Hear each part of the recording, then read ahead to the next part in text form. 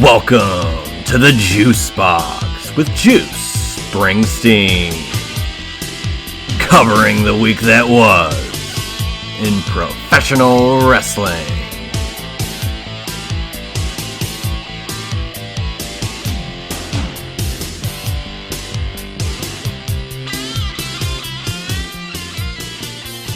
And welcome once again to another edition of the Juice Box. I am Juice Springsteen.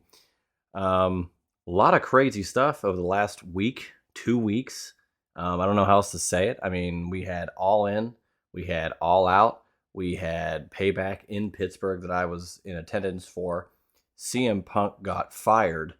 A lot of stuff to discuss today. It's gonna be kind of a hodgepodge, though. I'm gonna kind of go back and forth over the course of this episode to detail what's happened. I'll do the All In. We'll talk All In and All Out now. Last week, of course, big thanks to Justin LaBar and Josh Eisenberg for dropping by the Juice Box to do the Payback preview.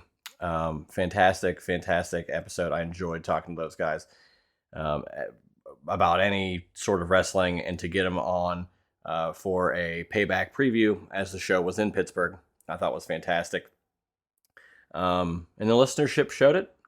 So appreciate those guys hopping on. Eisenberg will most definitely be on for future prediction shows. And I'm looking to see how I can incorporate LaBar. I'm going to see if I can get him wrangled in for some shows in the future as well.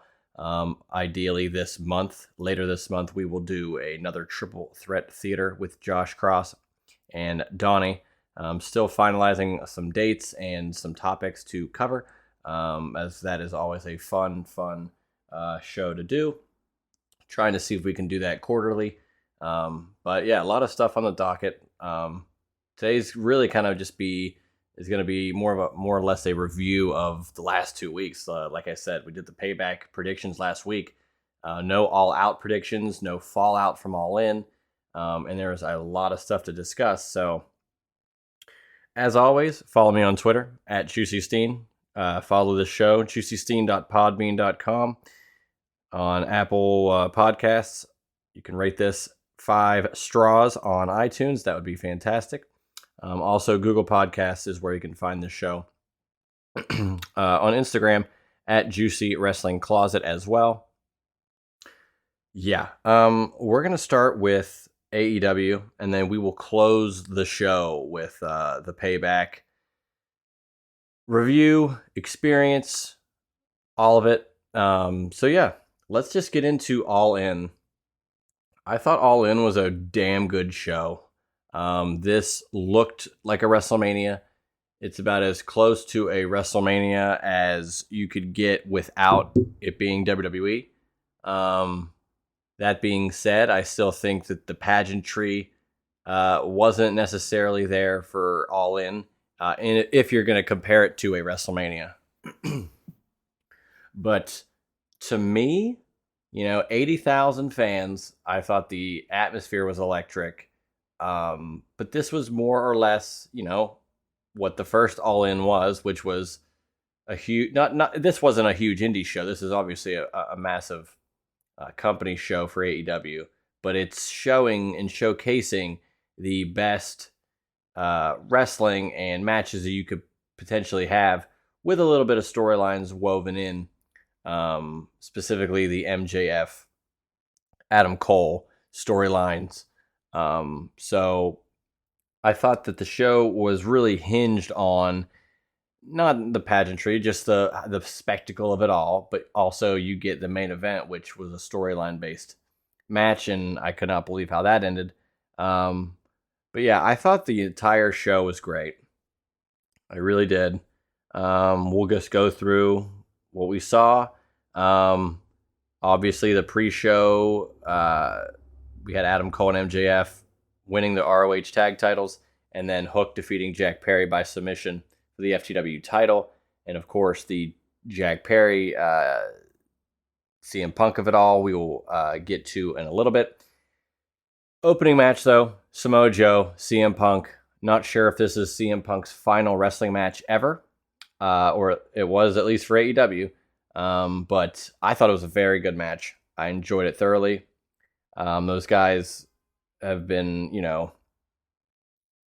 they've wrestled quite a few times over the years, and they had last wrestled on Collision, but before that was, 2005. So I thought that having this match, these two guys, this history on this big a stage was pretty cool to see. And again, if this is CM Punk's final wrestling match, what a way to go out. 81,035 fans were in attendance to see it. Thought it was a great match, though. CM Punk defeated Joe by pin with the Pepsi Plunge, which, man, when's the last time you saw him close a match like that with that move? We, of course, had Takeshita in Bullet Club Gold defeating the Golden Elite of Ibushi, Hangman Adam Page, and Kenny Omega. Takeshita gets the pinfall here, and we'll fast forward. We'll try to connect all out as well, if possible. Takeshita defeated Kenny Omega in a 30-minute match at All Out. Takeshita's really doing a lot. A lot of good stuff. Very good in ring. Don Callis at the helm, of course. And I do believe, as they teased last Wednesday on Dynamite, that I believe next week we will see the newest painting or work of art that Don Callis has had commissioned, showcasing who Takeshita is eyeing up to go against next. So that will be fascinating to see who that is. I have a feeling it could be Jericho, although Jericho is intertwined with Sammy Guevara right now, so we'll see. Then you get the Young Bucks, FTR, AEW World Tag Titles. FTR got the victory there. Great match. They've had better matches, specifically on pay-per-view, but FTR gets the win there. We had Stadium Stampede, which I enjoyed, although as these keep happening with fans and not in Jacksonville and an empty stadium, it is tougher for me to enjoy these because the first one was so cool having an empty stadium, and you can, Urban Meyer's involved and like all these different little intricacies of an arena or stadium rather that you could do. Now it just seems like a glorified New Jack match. Not saying that I hate that though, because to me, Stadium Stampede is War Games, but Falls Count Anywhere rules. No cage. So I enjoyed it. Best Friends, Eddie Kingston and Penta and Orange Cassidy defeated the BCC. Saraya, who came out to We Will Rock You by Queen, which felt really bad for Emi Sakura for that because that was her kind of shtick. But this is the match. Toni Storm, Britt, Baker, DMD, Hikaru Shida, and Saraya. Fatal 4-way. Saraya gets the win in her in the home country. Great win. Great pop. Great ovation. Had her family in the ring as well. So I think it's really cool to see that happen after all the trials and tribulations that Saraya has gone through over the course of her career. We had Darby Allin and Sting defeating Christian and Swerve in a coffin match. Now, we got Sting with Seek and Destroy from Metallica, which was unbelievable. It's a late WCW Sting theme, which I popped huge for. Swerve Strickland, and I will get to this once we get to... you can talk about it a little bit here with what he did this past week on Dynamite, but the entrance that Swerve Strickland had into this event was so awesome. I know it's just like a rap song, and he just walks to the ring, and Prince Nana does the swerve when I drive, and he does the hand motions. But I love that. I really enjoy that. And the artist who performed his song performed it live, and I thought Swerve Strickland looked like an absolute megastar. And then fast forward, and he's in a huge match with Sting, and arguably Sting's biggest crowd that he's ever participated in front of, outside of potentially Korea. I cannot recall if he performed at that show, Collision in Korea, but I loved that now here on Dynamite we had Swerve Strickland and Hangman Adam Page intertwined in what seems to be a future feud.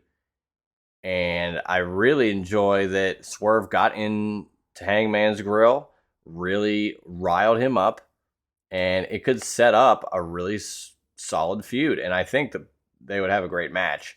Those are two high-profile talents, and I'm looking forward to seeing Swerve get more opportunities at the top of the card. Again, we'll get into this with the CM Punk of it all, but to me, CM Punk not being in AEW anymore really helps out some talent that were so close to elevating their own talents and their own careers. On Collision now you have pretty much anybody. It's the Wild West to gain momentum. Dynamite, of course, where Punk really wasn't featured, but to see these other guys get this opportunity now, I do think it'll free up some TV time for them, and hopefully we'll see some new stars becoming new stars here as we move forward. So a big fan of Swerve Strickland right now. Christian, of course, is arguably the biggest heel in pro wrestling right now. At least on the mic, he is unhinged, and I love every second of that. Will Ospreay defeated Chris Jericho, which I thought Chris Jericho looked 30. He looked in arguably the best shape, in better shape than he has looked in probably 5 or 10 years. I honestly think this is as good as he's looked since the beginning of AEW. It's almost like a renaissance of sorts for him. Great match with Will Ospreay. Ospreay gets the win. And now Jericho, as I stated earlier, gets the potential feud now with Sammy Guevara. Jericho, as lead singer of Fozzy, sang his own song to play himself out to the ring. So he started out as the rock star and then came down from the stage to then walk out on the stage and be wrestler as he still had the microphone and was still the artist. It was awesome, to say the least. I really enjoyed that. We finally have new World Trios champions, and it is the House of Ass, the Acclaimed, and Billy Gunn. Won the titles off of the House of Black, and we'll see what is going to go forward with them. They have new pink titles that have a scissoring strap, so the sky's the limit for the Acclaimed and Daddy Ass. And then, of course, MJF Adam Cole, almost 30 minutes. It went almost to a completion, and they said, no, we want this with a finality. We want this to end the right way in Wembley, as MJF stated. Roddy Strong got involved, but it was to no avail, and we get MJF rolling up Adam Cole for the win. And somehow, I can't believe it, nobody turned heel. In fact, they got more strong as a tag team and companionship, and they're moving forward now with some stuff, as we'll talk about as we get into All Out. Let's transition to All Out. This is where we might be discussing some CM Punk stuff. So, All In happens. First match, or the second match on the pre-show, was Jack Perry and Hook. Hook defeats Jack Perry. Jack Perry, who approached Tony Khan about a spot involving glass a couple of weeks ago. And CM Punk apparently, again, these are all reports and rumors. I wasn't there. I was just, on my couch watching these shows. Apparently he advised Jack to not do the spot with real glass, blah, blah, blah, whatever. Well, Jack Perry has a car that's on stage, at All In, again, during the pre-show, and he goes up to the windshield, knocks on it, and says, "You see that? That's real glass. Cry me a river." And he later then got suplexed onto the glass, which was great comeuppance, of course. But after that, he goes through the curtain. Who opens the show? CM Punk and Samoa Joe. And CM Punk apparently got into Jack Perry's face, asked if he had a problem, and then a scuffle, a brouhaha, if you will, a Pier Sixer, a Donnybrook, if you will, occurred. And this happened, that happened. He said, she said, and apparently Tony Khan feared for his life because after much deliberation and apparently some defense counsel and whatever group, I don't know what Tony Khan really did in regards to discussing this with others. I don't know if there was a committee created to discuss these types of issues or not, but by hook or by crook, and I don't mean hook in that sense, AEW and Tony Khan had to fire CM Punk.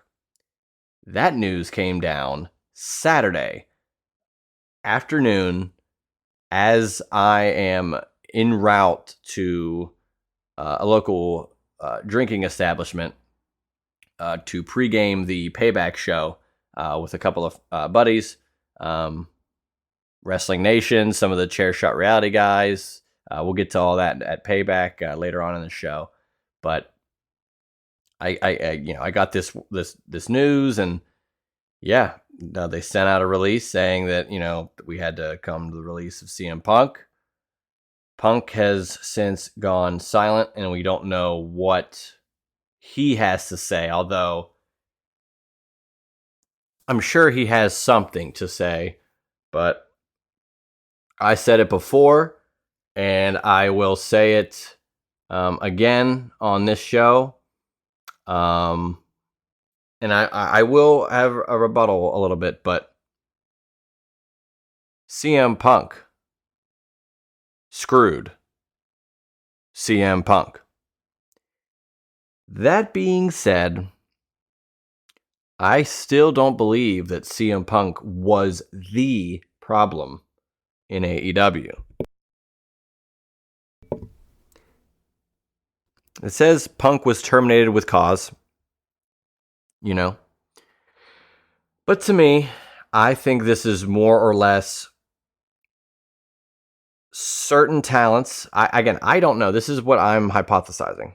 Certain talents in AEW clearly know, and I hesitate to say fragile frame of mind of CM Punk, but it is very clear, I think, to more than just the fans, I think to a lot of people, of what and how CM Punk kind of operates, hurt feelings and this and that, and he takes things very personal and serious, and if you're his friend, you are his friend for life. But if something happens in that realm, even if you are his friend, that is really off-putting to him, that could really sour things. And to me, I think that there are those in AEW. I think it's more than one individual that took advantage of that fact, took advantage of the knowledge that no matter how we, act or whatever we can do, push the buttons, poke the bear, whatever analogy you can come up with, as long as we're not doing anything, outwardly crazy or physical or obvious, as if, to be the instigation of the whole thing, that the odds are CM Punk will more than likely retaliate, and probably not verbally. And I think that was something that was taken advantage of. And I think it was well known that Punk would probably do something. Again, you're just poking the bear. You're antagonizing somebody. So I sit here saying that CM Punk screwed CM Punk, but I do think that there was a lot of provocation there. I think that people were taking advantage of his mental stability, um, and how he reacts to certain things. And I don't know if people wanted to go into business for themselves or what, but it's almost as if they knew, hey, we can do whatever we want. If Punk does something to us, then it's, if he goes over the line, then it's he that is the one that went over the line. It wasn't us. We were just talking. We were just this. We were just cutting this promo and this. And you get away with it. So I do think that, of course, to me, yeah. So again, I cannot reiterate it more. CM Punk screwed CM Punk. But in that same breath, I still think that there is a problem within AEW, and I can't necessarily pinpoint that problem. But unless by some miraculous turn of events, AEW goes problem-free for the rest of their duration as company and for the future, I would wager that these types of problems could flare up at some point in the future with different talent. And if that happens, maybe CM Punk is better off not being in AEW. Additionally, I think, a lot of haters and those out there that really like to, not give Tony Khan any credit or think that he, lacks a spine or, what have you. Any analogy you could come up with. Yet this is an incredibly tough decision that he had to make, knowing that Punk still is a draw for pay-per-view, knowing that this comes out on a Saturday and the next day was All Out, a show in Chicago that clearly is based around having someone like CM Punk in there. I'm not saying this show is made for him, but when they always go to Chicago for these certain events and then Punk is included in the shows now as a part of AEW, why wouldn't they continue to go to Chicago? So Tony Khan has to make this call as they are about to go to Chicago for All Out. So an incredibly tough decision, but like I said, I would like to think that no more distractions will occur whenever AEW has these massive shows, because it seems like each one has been tainted. And yeah, CM Punk has been a problem for those shows, and he's been someone that has been not a scapegoat, but the one who's been at fault. He's not there anymore. So you would think, oh, smooth sailing. But I'm not necessarily going to buy that yet. I want to see it proven. So I'll see, you'll see, all wrestling fans will now be able to see, was CM Punk the problem or just a problem? So fascinating stuff. I do have a journalism degree, so even if I land on one side or the other, because I'm a huge fan of the elites and the guys that created AEW, but I'm also a big CM Punk fan.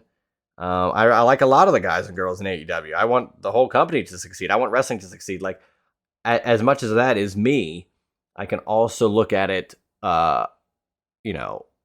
as an observer. I can play devil's advocate. I can look at both sides and who was right, who was wrong, and come down on something in that regard. I just want AEW to succeed, and if CM Punk is not a part of those plans, then so be it. But we'll have to just see what happens. As far as CM Punk, I think he could go back to WWE. I think that I don't know how else to put this without making AEW sound terrible, but it were to seem that WWE at this point has a great locker room, yet I think if Punk were to go there, it wouldn't necessarily change that. I think if professionals are professionals, I don't think what happened at All In would ever happen in WWE in regards to how it happened and how it was taken care of and the whole scope of it. Now, I know a lot of crazy things have happened in WWE, and that's not what I'm saying. But the way it happened on screen and then something behind the scenes, and then it always just seems like there's something going on, and it can't just be, well, we had a great show, let's move on to the next show. I don't think that would happen in WWE. They do things a lot differently. They've been around for over 50 years, so I, for one, do think there's a lot of meat on the bone to CM Punk returning to WWE. I don't think necessarily that Survivor Series in Chicago is that move. Of course, everybody's going to want to turn to that. That would be great, but and I'm sure we're going to hear some CM Punk chants. You might even get The Miz or a Grayson Waller come out to Cult of Personality to really get some heat. But outside of that, I think it might be a while before you see CM Punk in any sort of wrestling ring again, if he were to be back in the ring. But I did tweet this. CM Punk might burn bridges, but Triple H is the ultimate bridge builder. Bruno Sammartino, Warrior, guys that you probably never thought would ever have anything to do with WWE for whatever reasons, and they came back, and all is well. And I think they could do that with CM Punk because they know that it's not just, a Hall of Fame thing here. There's money on the table for matches, whether you like to admit it or not. CM Punk Roman, CM Punk Rollins, CM Punk Cena. Tell me you wouldn't like to see CM Punk and John Cena go one more time. I don't care if they're in advanced ages of middle to late 40s. CM Punk versus John Cena would damn sure sell out any main event PLE in the country, dare I say the world. Run back Lesnar Punk from SummerSlam 2013. I think there's a lot of meat on the bone with CM Punk if he went back to WWE. So that's another story for another time. And we'll probably discuss CM Punk at length in the next Triple Threat Theater, I would wager. But enough of that. But to lead into All Out. So All Out happens in Chicago. On Collision, that same Saturday night of Payback, it was Tony Khan who came out. He sat in a chair. I felt for the guy because a huge just uproar of boos and just bad vibes all along for what happened with Punk and the company. And Tony Khan laid it out, and I give him a lot of credit for that. So then you move to All Out. No Punk on the show. What are you going to do? And I will discuss it. We have Adam Cole and MJF retaining their ROH tag titles. So they're continuing their ascent. And we will get into what happened in just a second here. As I will look up the Grand Slam tournament. With, of course, All Out in the rearview mirror, we now look to AEW's Dynamite Grand Slam, which is now, I think this will be the third Grand Slam event at Arthur Ashe Stadium, which is always a great show in Flushing, in New York, which is WWE territory. But the winner of that tournament, the Eliminator Tournament, will face MJF. Roddy Strong defeated Trent Beretta, and Roddy will face Darby Allin. And then we get Jeff Hardy and Samoa Joe tonight on Rampage, and they will face, whoever wins that will face the winner of Jay Lethal and Penta El Zero Miedo. To me, because what happened on Dynamite was Samoa Joe and MJF cut great promos back and forth. Joe beat up MJF. Cole came out to save him. Clearly seemed pissed. Now, of course, at All Out, they after this match that I just discussed, the Ring of Honor tag title match, MJF's walking up to the back, and Samoa Joe already starts making his entrance, shoves MJF. MJF gets pissed and comes and attacks him, calling back to MJF being a security guard in WWE for a backstage and Samoa Joe shoving him. And that was caught on camera, so they ran that back. And I love that continuity. Some might be critical, saying, wow, you had to mention WWE 8 times during a segment on AEW. Sure, but I'd rather them acknowledge history and show why this is a big deal to MJF. So I really don't mind it. I think it's a smart move. And the other part is, of course those things happen in WWE, but this is where the payoff happens. This is where the money happens. So I do enjoy that. So Joe will probably get to the final, and I would assume he goes to the final to face Roddy Strong, who, again, is pissing off Adam Cole and MJF. So you probably get Samoa Joe and Roddy Strong.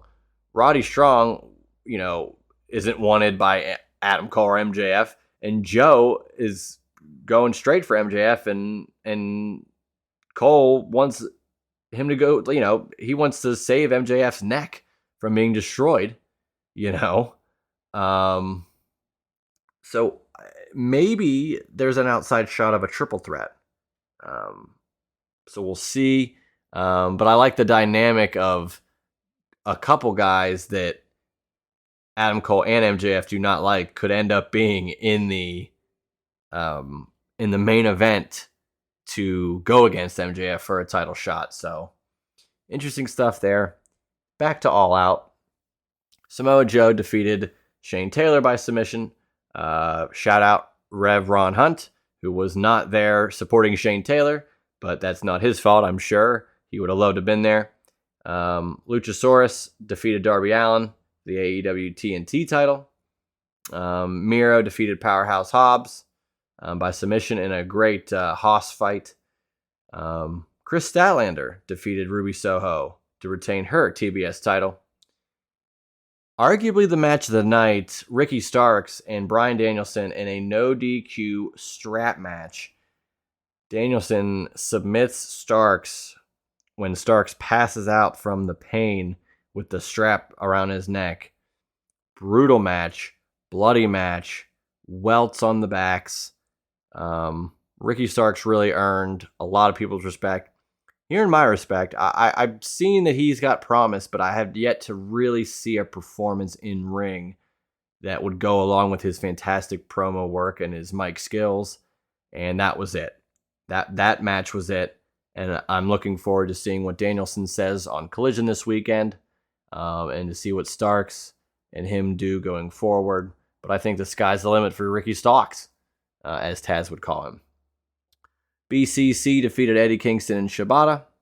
Takeshita, as I mentioned, defeated Kenny Omega, and we're going to find out who Takeshita's aiming towards soon. Bullet Club Gold defeated FTR and the Young Bucks in an 8-man tag. And then Orange Cassidy finally lost his AEW International title to Jon Moxley. Great match. Another great title defense. And Orange Cassidy hopefully can take at least a week off, because my goodness, has he gone above and beyond to put the international title on the map, and we'll get even more IC title stuff in the WWE side of things here, as we'll discuss Payback in a moment. But yeah, I thought All In was a great show, and with everything that happened at Collision and with the firing of CM Punk, I think that All Out, for all intents and purposes, was a great show, despite all of that. So we'll see what is going to happen next with all that, the controversies, and will CM Punk say something? Is there legal action to be taken here? I have no idea, but AEW killed it. 81,035 at All In. The biggest paid attendance for a pro wrestling show in history, which is nothing to sneeze at. I was at WrestleMania 32. I couldn't tell you if there was 100,000 people, but it seemed like there was a few thousand in the building. so I can't refute those claims. But All In was special, and I'm very pleased with the show that they did put on. Happy for all the talent that got to perform in front of all those people. And here's hoping that they can move forward to not have any more distractions of such a magnitude that it detracts from, the biggest show you've ever done in your 4-year history. So with that all being said, let's get into the main course. Payback in Pittsburgh, the PLE. Like I said, we had Eisenberg and LeBar join me. We had a great little mini CSR reunion to discuss the show. This, of course, was the first show, this first PLE since Extreme Rules in 2018. And curiously, as I kind of was debriefing here about the show, I did realize that as Endeavor acquires WWE and TKO Group Holdings is the new formation of the UFC WWE merger, that Payback was technically the final event, final PPV or PLE produced by WWE as a standalone entity to the McMahon family, which I found fascinating. So, historic show. It was a damn good show. So I've been to Armageddon 07, Bragging Rights 09, Rumble 14, Roadblock End of the Line, and Extreme Rules 2018. So this is the 6th PLE that I've been to in Pittsburgh. And I gotta say, I have never seen a crowd fill up for a PLE in Pittsburgh like I did for Payback. Even in the 200, the highest levels, the nosebleeds, it was filled to the rafters.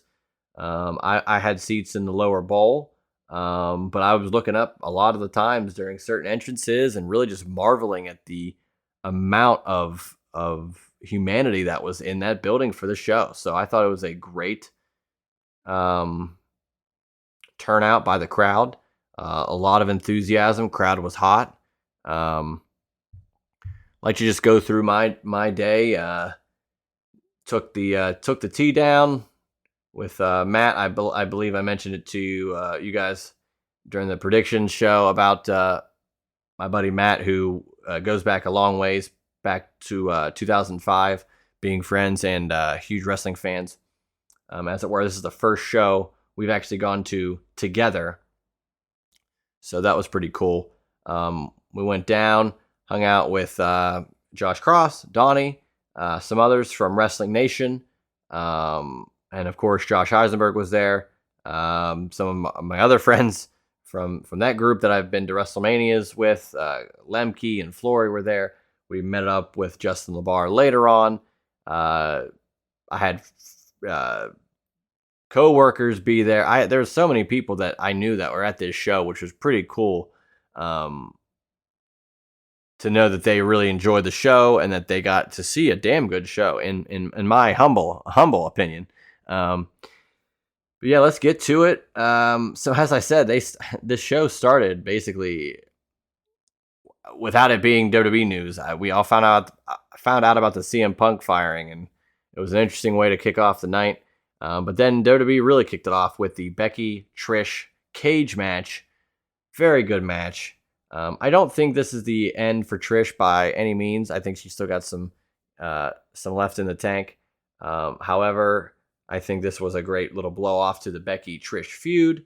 I think Zoe Stark is next to do some more stuff on her own. I don't know if she'll have some time to go away from Trish and maybe have themselves a match, but Becky won. Great steel cage match, I thought.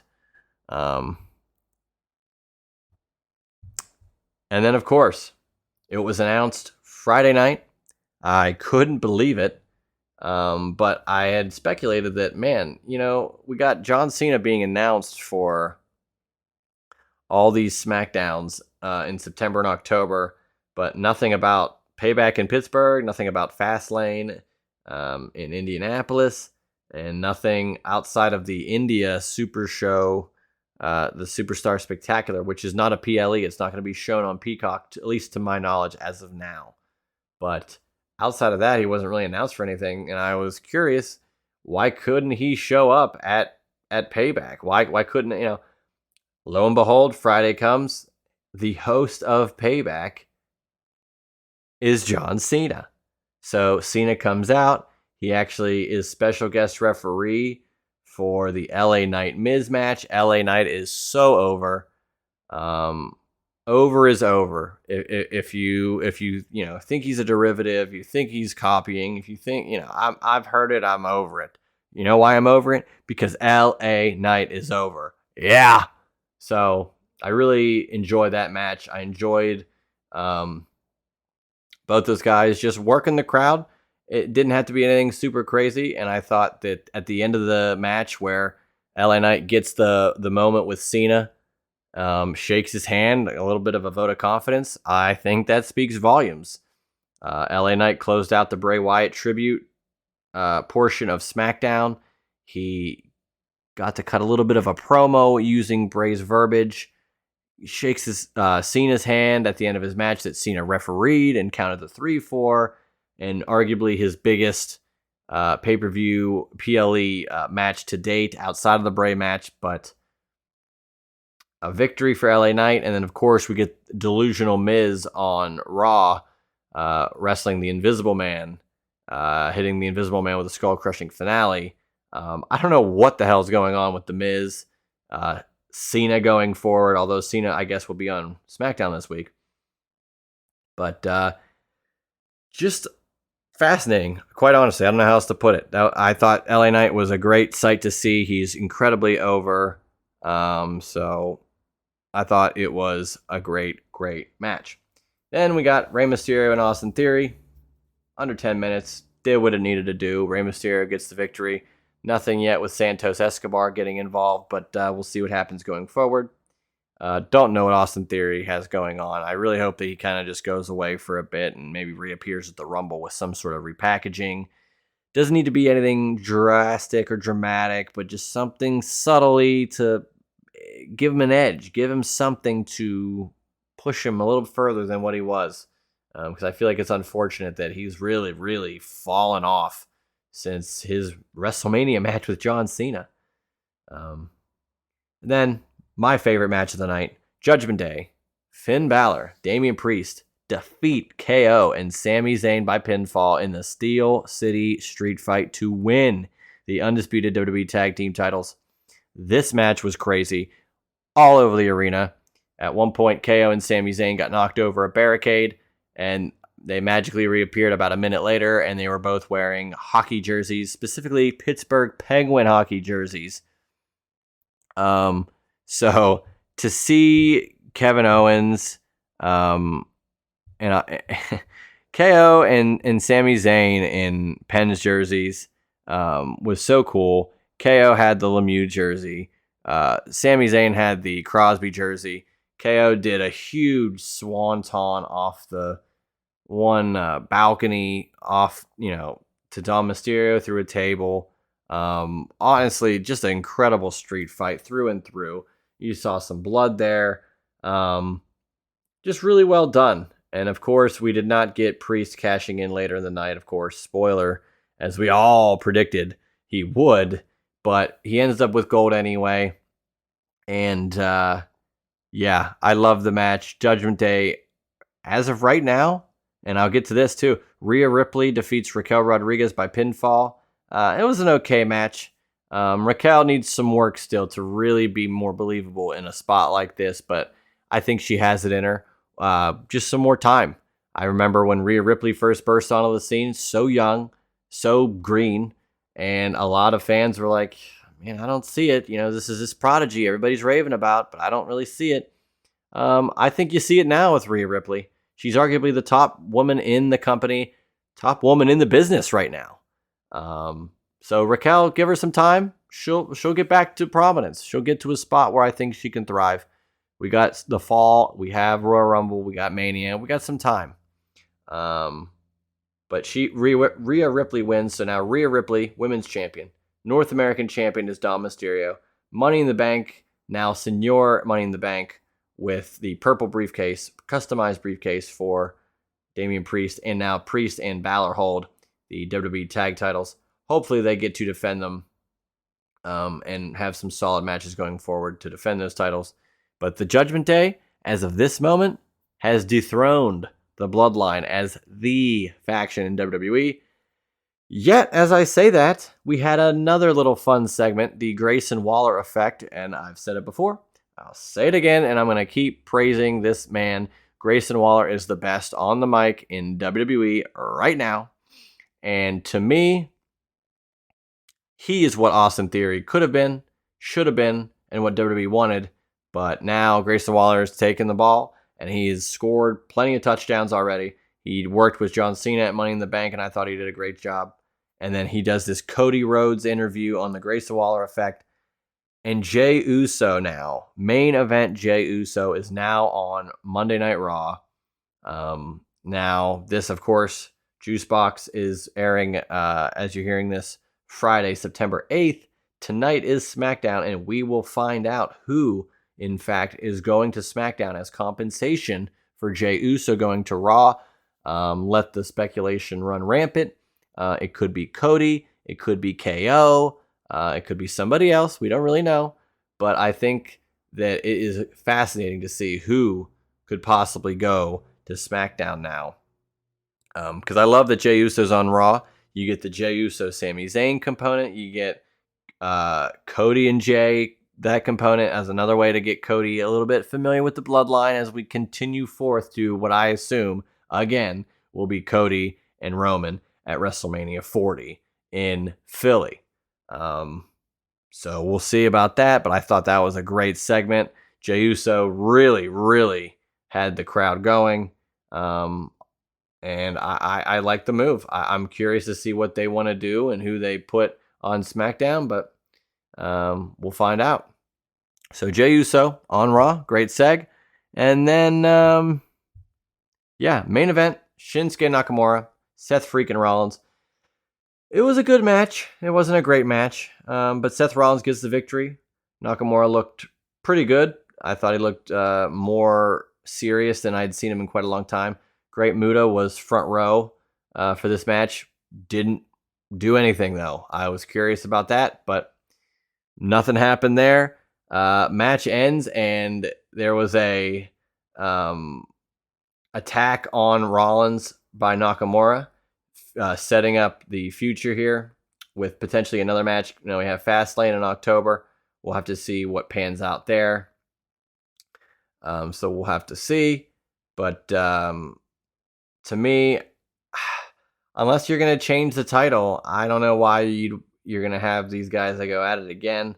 Because I think we need some more meat on that bone. I think you could have pulled the trigger on Nakamura there. But I'm not in the creative room, so be that as it may. I thought it was still a good match, and we'll see what happens going forward as we approach Fastlane. But damn it, what a great show. I enjoyed Payback thoroughly.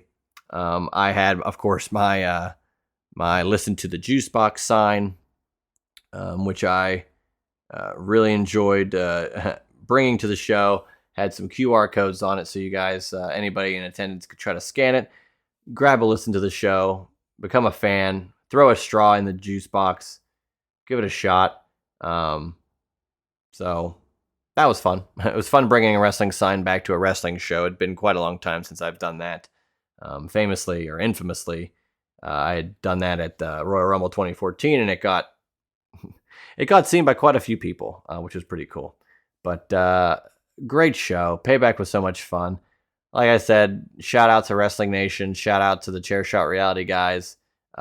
Great week of pre-gaming for the show. The night of the show was a great time.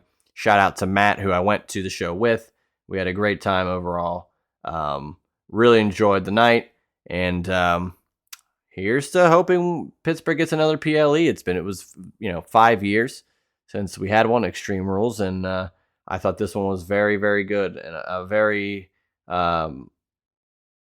positive show going forward. Not to say Extreme Rules 2018 wasn't, but they did have the time ticking down fiasco where the fans were chanting after, with the last 10 seconds of every minute of a 30-minute Ironman match, they were chanting the last 10 seconds. So it's nice to see. And then, of course, Royal Rumble 2014, don't get me started on that debacle. So to have the fans really enjoy the show and it be more of a positive vibe.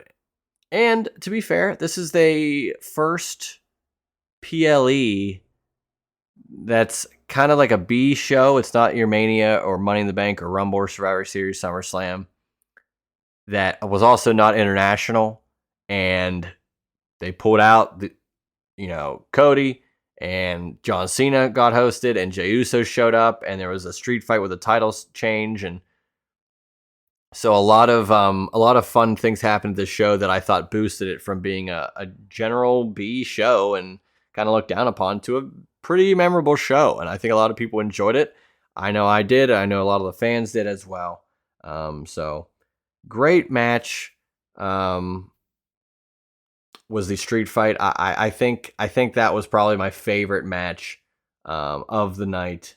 So I really hope that you can go check that out if you haven't already on Payback or on Peacock watching Payback. But I think that's all I got here for this week on the Juice Box. Like I said, we had the predictions the last 2 weeks, and specifically last week we had a show that we didn't even get to cover to preview, and I didn't get to talk about All In, and we had CM Punk getting fired, and just a whirlwind of stuff. So I'm hoping that you guys enjoyed that smorgasbord of wrestling there.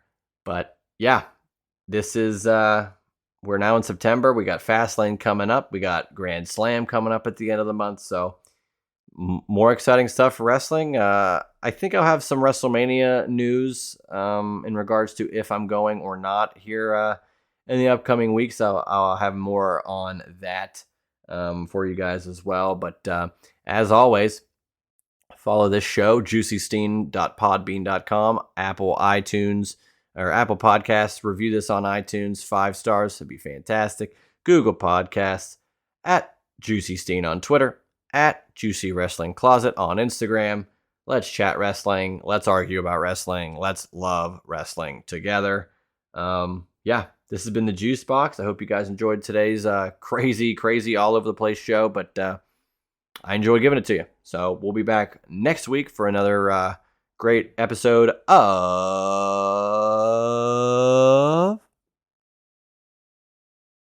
the Juice Box.